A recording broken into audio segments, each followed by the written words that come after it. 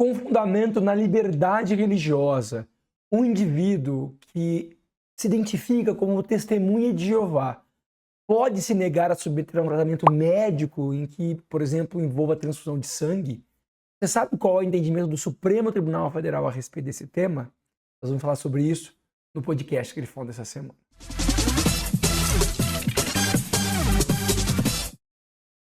Ao interpretar a Constituição Federal, em especial o artigo 5º, o Supremo Tribunal Federal entendeu que existe fundamento jurídico na Constituição, em especial na liberdade religiosa, na dignidade da pessoa humana, para reconhecer em determinadas hipóteses que um indivíduo pode sim negar tratamento médico sob o fundamento de que ele está identificado com uma corrente religiosa, em especial isso acontece com o Testemunho de Jeová, e, portanto, não submeterá, por exemplo, à transfusão de sangue.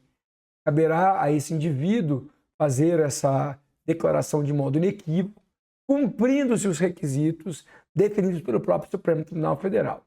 É preciso que o indivíduo que recuse um tratamento médico sob a alegação de que isso viola suas convicções religiosas seja maior de idade e esteja no pleno gozo de suas capacidades civis. É imprescindível que esse indivíduo, portanto, tenha mais de 18 anos de idade e não tenha nenhuma causa que comprometa a sua capacidade civil. Desse modo, por exemplo, o indivíduo que esteja inconsciente não pode ser privado de um tratamento médico definido por uma equipe de profissionais da saúde se, porventura, a família alegar que o indivíduo inconsciente, em razão de um evento, não queria fazer o tratamento. É preciso que o próprio indivíduo faça essa declaração inequívoca. Também é necessário que se verifique que não há nenhum risco de contágio para a sociedade dessa doença que o indivíduo tem e que, em razão de motivos de convicção religiosa, ele não quer submeter um tratamento.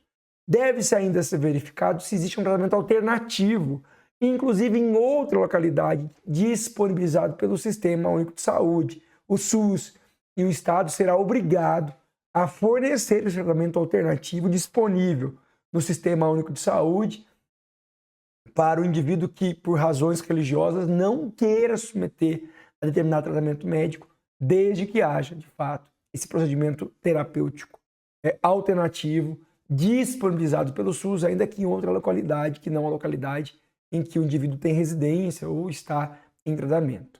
É importante ter muito claro que os indivíduos que têm menos de 18 anos de idade não podem, em nenhuma situação, fazer a declaração de que não querem submeter a tratamento médico, ainda que exista uma total identidade com convicções religiosas, ainda que o indivíduo seja de forma declarada e reconhecida testemunha de Jeová. Segundo o Supremo Tribunal Federal, para os indivíduos que têm menos de 18 anos de idade, deverá prevalecer o princípio da proteção integral da infância e da adolescência, consagrado no próprio texto constitucional.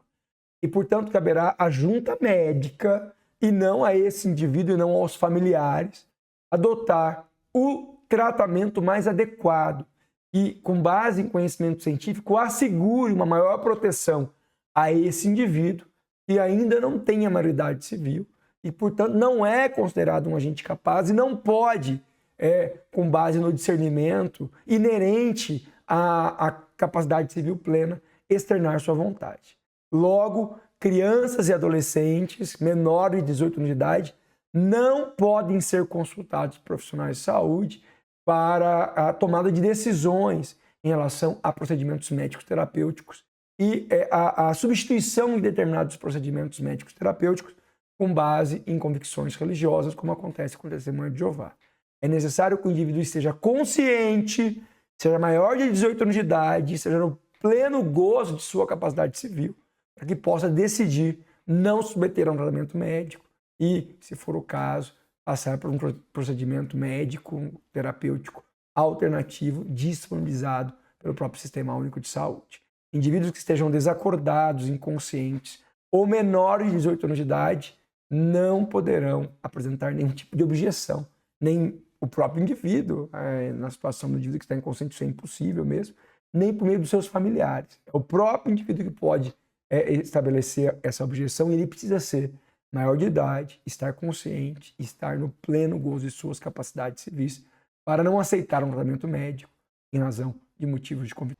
Eu agradeço a audiência de vocês, espero que esse podcast tenha trazido conhecimento, especialmente para profissionais de saúde que atuam em hospitais municipais, postos de saúde e também em demais instituições de saúde que integram o SUS brasileiro. Nós temos aqui o compromisso de sempre trazer conteúdo atualizado, de interesse da administração pública, para que você não perca nenhum conteúdo dos podcasts da Grifon.